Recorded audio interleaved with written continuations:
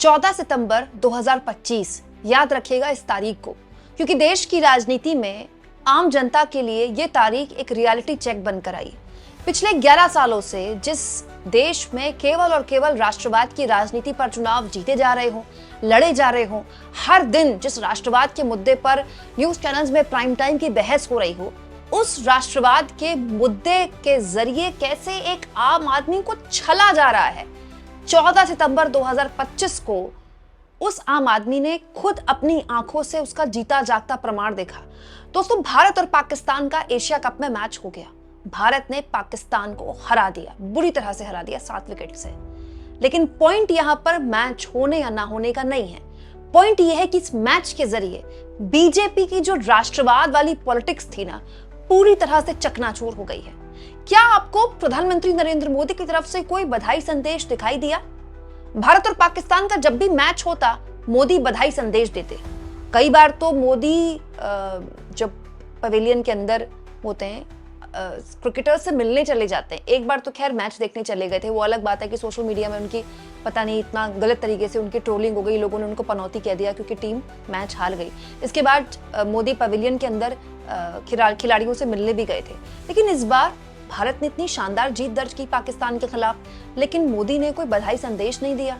अच्छा, क्या आपने अपने आसपास कोई पटाखे वगैरह फूटते देखे? नहीं तो भारत और पाकिस्तान का मैच हो और पटाखे ना फूटे, दिवाली मनाता है देश, लेकिन क्या आपने किसी को पटाखे फोड़ते देखा? और तो और दोस्तों, बीजेपी ने इस मैच के लिए जो भी नैरेटिव गढ़ा, उसका वो नैरेटिव फ्लॉप हो गया। ये बताता है कि बीजेपी ने जिस राष्ट्रवाद के मुद्दे पर अब तक अपनी राजनीतिक रोटियां सेकी, इस मैच के जरिए, सिर्फ इस मैच के जरिए उसकी पूरी की पूरी राष्ट्रवाद की छवि खत्म हो चुकी है। उसको बहुत नुकसान पहुंचा है। क्यों? क्योंकि मैच कराया आईसीसी ने। आईसीसी के प्रमुख कौन? अमित शाह के बेटे जय शाह। बीसीसीआई ने साफ पल्ला झाड़ लिया ये कहकर कि हम जिम्मेदार नहीं है, सरकार की नीति जिम्मेदार है।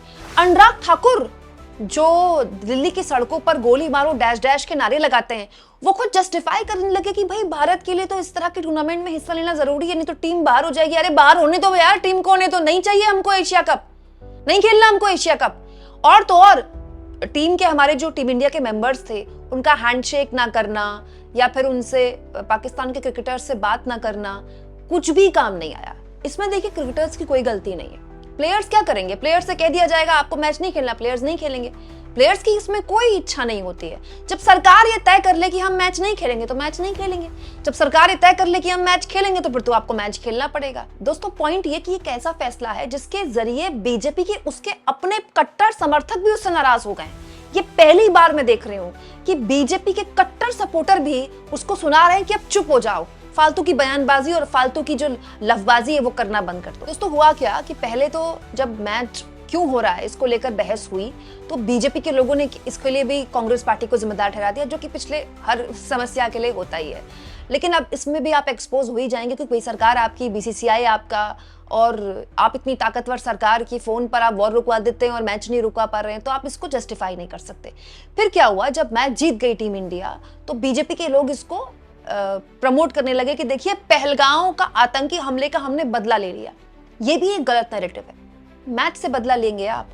कुतुक है इस बात का, क्योंकि अभी मैच दोबारा होना है एशिया कप में। फिर मतलब क्या बोल क्या रहे हैं आप? दोस्तों, ये पूरा का पूरा नैरेटिव ही बीजेपी के उल्टा पड़ा। तो अजीत भारती एक कंटेंट क्रिएटर है, आप कह सकते हैं बीजेपी सपोर्टर कंटेंट बनाते हैं। उन्होंने तक इस पूरे मामले में देखिए किस तरह के शब्दों का इस्तेमाल किया बीजेपी के लिए। भाजपा के नेता प्रवक्ता जिस तरह से कैप्टन द्वारा पहलगाम बोलने पर चरम सुख पा रहे हैं, वो दोगलाई है। ये कहना कि हाथ नहीं मिलाया उससे बड़े स्तर की दोगलाई है। बीसीसीआई और भारत सरकार यानी भाजपा सरकार यानी मोदी सरकार को पहले तो मैच खेलना नहीं चाहिए था। खेल लिया तो पहलगाम की विधवाओं को लेकर ये नंगापन नहीं करवाना चाहिए था। जीतने के बाद उनका नाम लेना स्पष्ट रूप से खाली स्टेडियम और संभवतः गिरते डिजिटल व्यूअरशिप मैंने देखा नहीं। इसके कारण ये केवल डैमेज कंट्रोल है कि हमने उनके लिए जीता है। अगला हार गए तो फिर उनका सम्मान रिवर्स गियर में चला जाएगा। नंगाई कर रहे हो भाजपा वालों तो चुपचाप करो, हल्ला मत करो। अब ये ना हो कि रैली में ये बोल दे कि मैच भी हरा दिया। दोस्तों, अजीत भारती के अलावा जो बीजेपी आईटी सेल के मुखिया हैं अमित मालवीय, उन्होंने भी इस मैच के बाद जब टीम इंडिया जीत गई तो ये लिखा देखिए complete meltdown in Pakistan after the humiliating defeat, मतलब पाकिस्तान का कंप्लीट मेल्टडाउन हो गया इतनी बुरी हार के बाद। अब आप इनके कमेंट बॉक्स में जाइए, ऐसे ऐसे लोग कमेंट कर रहे हैं जो कट्टर संघी हैं। ये देखिए दोस्तों, रितेश महाजन नाम के यूजर हैं, ये अपने प्रोफाइल में लिखते हैं कि ये कट्टर संघी है, फॉलोवर ऑफ आरएसएस, स्वदेश जागरण, अनअपोलोजेटिक नेशनलिस्ट हिंदू।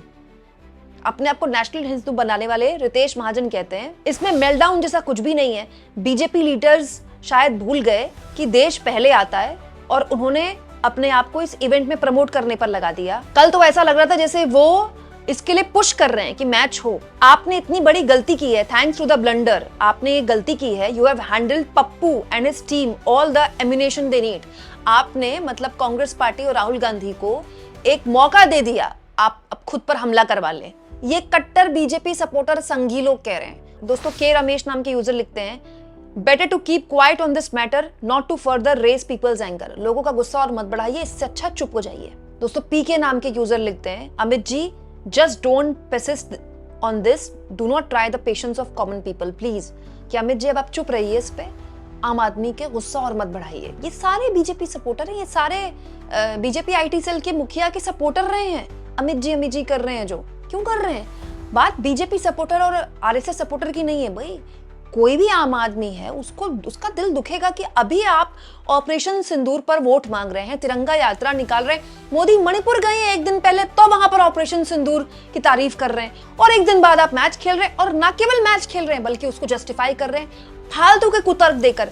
कभी कह रहे हैं कांग्रेस वालों ने जिद करी, कांग्रेस वालों के नेताओं ने प्रेशराइज किया कि कराओ मैच। तो कोई दुख है इस बात का? कोई बात है ये? दोस्तों, इसीलिए मैंने शुरुआत में बोला कि ये जो एक पूरा राष्ट्रवाद का नैरेटिव चलाया है ना बीजेपी ने, ये अब उसको उल्टा पड़ गया। जब राष्ट्रवाद के मुद्दे पर दूसरों से सवाल पूछेगी बीजेपी, तो विपक्ष वाले यही बोलेंगे कि खुद तो मैच नहीं रुकवा पा रहे। कल तेजस्वी यादव ने भी यही बयान दिया है कि जिनके रगों में गर्म सिंदूर दौड़ता था वो मैच नहीं रुकवा पा रहे। तो क्यों? क्योंकि आपने राष्ट्रवाद पर रोटियां सेकी, आपने राष्ट्रवाद के नाम पर मैं देश नहीं झुकने दूंगा, मैं देश नहीं झुकने दूंगा। अरे देश झुकने की बात कर रहे हैं आप, मैच तो रुकवा पा नहीं रहे हैं। कुत्तू क्या इस बात का, बताइए आप। दोस्तों, रिटायर्ड विंग कमांडर और कांग्रेस पार्टी की नेता अनुमा आचार्य ने देखिए इस पर बीजेपी की आलोचना करते हुए कहा, दैनिक जागरण की खबर है कि बीसीसीआई के पदाधिकारियों ने भारत पाकिस्तान के मैच का अदृश्य बॉयकॉट करने का निर्णय लिया है। अदृश्य बॉयकॉट का मतलब पूरे मैच के दौरान बीसीसीआई के पदाधिकारी स्टेडियम में या टीवी कैमरे पर नजर नहीं आएंगे। अगर मैच जीता, उसी स्थिति में बीसीसीआई के पदाधिकारी स्टेडियम और कैमरे में नजर आएंगे। ये तो वही बात हो गई। एक बार एक अंधभक्त कहीं जा रहा था, रास्ते में उसे सड़क पर कुछ पड़ा मिला। अंधभक्त ने उसे उठाया और चाट कर देखा। चाटते ही बड़ी जोर से चिल्लाया, अरे ये तो गोबर है। अच्छा हुआ पैर नहीं पड़ा। दोस्तों, मुझे हंसी तो इस बात पर आ रही कि टीवी पर अर्नब गोस्वामी जानते हैं क्या बोल रहे थे अपने चैनल में, where is Rahul Gandhi, where is Congress party, where is opposition. सारे अपोजिशन के लीडर्स का नाम गिना दिया अर्नब गोस्वामी ने कि मैच क्यों नहीं रुकवा पा रहे हैं। कमाल की बात है। मतलब आप सोचिए कि किस लेवल की मतलब छटपटाहट है आईटी सेल के अंदर, बीजेपी के अंदर। कैसे भी करके वो चाह रहे कि ये मामला खत्म हो जाए।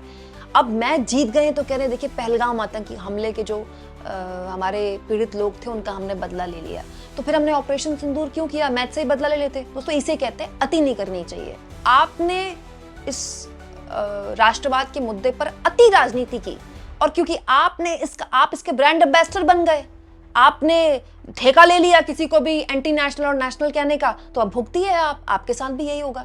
आपको क्या लगता है दोस्तों? कमेंट बॉक्स में जरूर लिखें, और जितना हो सके चैनल को शेयर भी करें, सब्सक्राइब भी करें, और थैंक्स और ज्वाइन के ऑप्शन से दोस्तों अगर आप चाहें तो कुछ आर्थिक मदद भी चैनल की जरूर करें।